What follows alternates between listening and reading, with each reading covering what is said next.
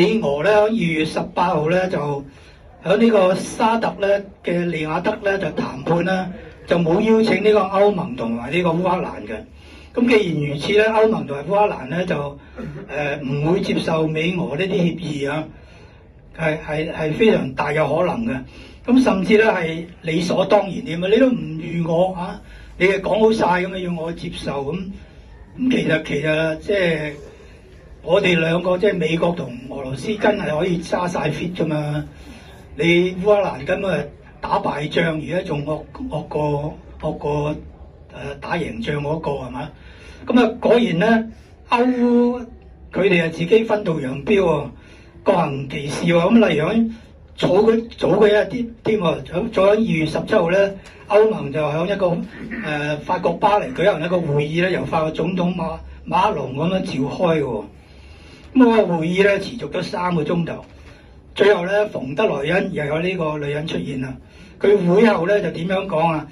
佢話呢個要尊重烏克蘭嘅獨立主權同埋領土完整嘅前提之下，啊，仲要提供佢嘅強力嘅安全保障，咁啊歐洲先至收貨。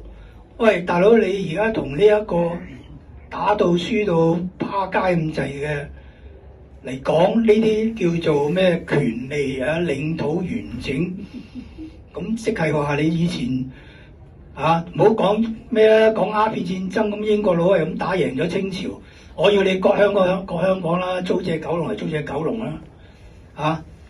日本甲午之戰打贏咗你清政府，係要你割山東半島、雷州半島係嘛？又要割埋台灣、遼東半島係咪？你點割就點割，仲要賠錢啊！割地賠款啊！咁你而家你歐洲歐盟個個咧就又唔知為自己利益一個綁住雙眼，係咁撐住啊澤連斯基。咁又係條氣唔順，因為你美國同俄羅斯兩個密針就唔理我哋噶嘛。咁你意氣用事為咗呢啲門面，為啲面子，咁啊好唔切實際噶嘛。咁啊英國嘅首相仲厲害。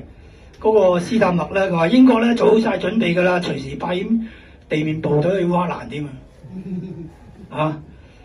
咁啊德國都叫還係有啲理性啊，同埋西班牙就話：喂，而家唔係時候，你唔好講話咁快啊派部隊去烏克蘭啦，派你一早派啦啊！而家輸到一敗塗地，你再去派咁啊！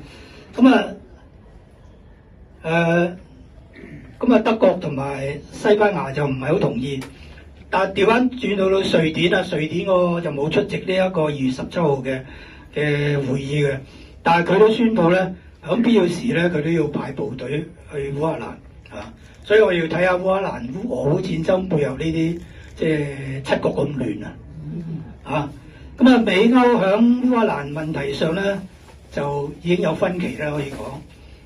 咁所以咧，我哋嚟睇咧，就有一樣嘅分析，我哋諗到啊。其實俄羅斯唔想咁快結束俄烏戰爭嘅，因為有好多好處佢諗到出嚟啊。第一，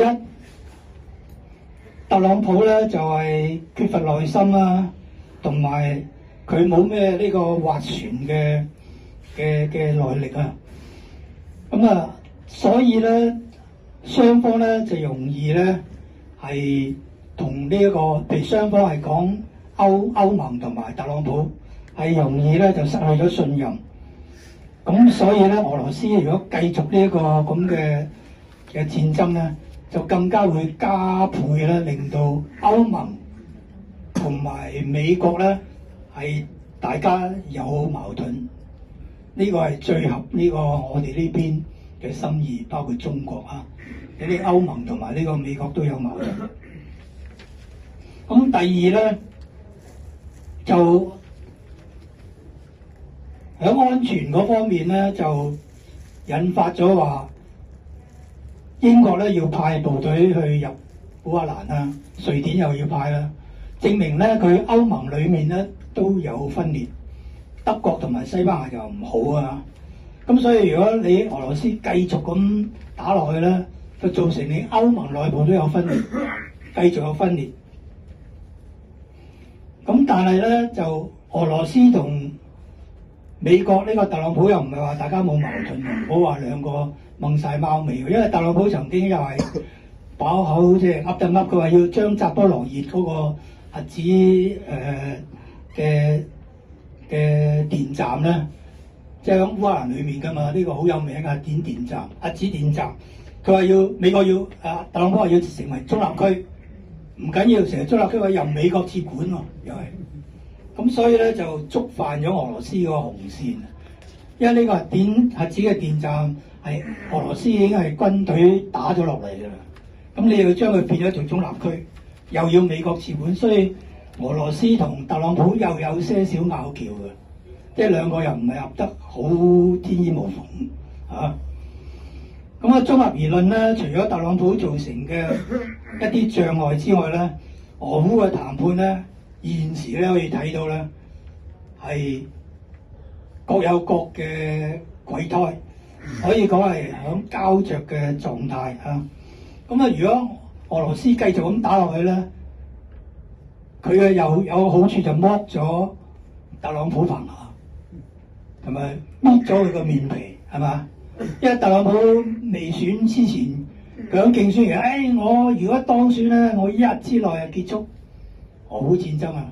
講咯，咁啊聽住先啦，啲人咪期望啦嚇，咁叻嚇，好啦，就算收尾唔得都同意，因為你講下啫，但係都有開埋嘅，我俾多100日你啦，一做到100日，佢之內咧又講喎，點到咧，我復活節要佢停火啊！點樣都冇講停火30日，大家記唔記得？跟住咧就話停咗火咧，就會喺5月9號係咩日子啊？就係俄羅斯嗰個第2次大戰嘅勝利日。佢喺嗰日咧就會一定咧簽到和平協議㗎啦。咁而家我哋睇下到5月9號啊嚇。咁又係得個講字，咁所以咧，如果你俄羅斯咧繼續咁打落去咧，第一咧，俄羅斯又唔想現階段咧有咩達成協議嘅，因為歐盟同埋烏克蘭咧就撐住話要領土完整，即係要俄羅斯嘔翻晒嗰5個地區，即係烏東四州同埋呢個克里姆亞。有乜可能我咁辛苦打翻嚟？克里米亞係根本2014年我已經攞咗，至到而家我打咗3年仗，贏埋你烏東4郡，我仲要嘔翻晒連克里米亞都嘔翻出嚟，冇理由嘅。咁但係你又睇下啦，俄羅斯又唔係完全唔想和平，即係達到協議，因為佢一路有戰爭咧，佢個國力都會受損耗噶嘛。雖然咧佢有個好處，如果戰爭呢3年咧令到俄羅斯嘅軍事咧力量提高咗，佢啲軍火咧研發咧係提升咗，咁啊啲俄羅斯本土嗰啲軍工企業咧就好支持普京啊，因為佢咁樣打落去咧，佢哋好多生意做，咁所以普京又有個如意嘅地方，如果我繼續打落去，我有呢方面嘅支持。當然有啲人民就唔想支持佢啦，哇！你派晒我啲仔女去打仗，唔死多都死少啦。咁所以提到呢樣嘢咧，我哋又可以講咧，普京咧我哋有一個古仔話俾你聽。如果你想打咗人哋嘅嗰道門咧，人哋梗係唔好啦，無端拆咗嗰道門。但係如果你有能力咧，你唔俾我拆你道門，我拆你個天頂。嗰陣時咧，嗰個事主可能諗下，佢真係唔俾佢拆道門，佢要拆我天頂喎。咁我都係俾佢拆咗道門啦。咁其實俄羅斯就係咁樣，係嘛？俄羅斯其實好多都係獅子咁大個口啊。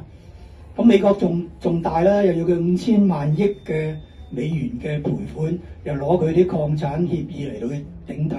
好啦，而家俄羅斯其實唔係想拆佢道門嘅，想拆佢個窗嘅。所以最後如果大家一路拖拉拉。而家俄羅斯用你唔肯咩？你唔上談判桌咩？又話要我全部嘔晒出嚟，我繼續打，繼續打。所以最近有新聞又佢唔知射幾多支飛彈，打佢基輔啊！打到佢基輔咁滯。最後咧，佢都要暗下底，唉，你唔好拆到道門啦，拆我個窗算啦。好，俄羅斯話收貨。咁我哋今日咧，我哋都收貨，去到呢一度啱6點鐘，多謝大家。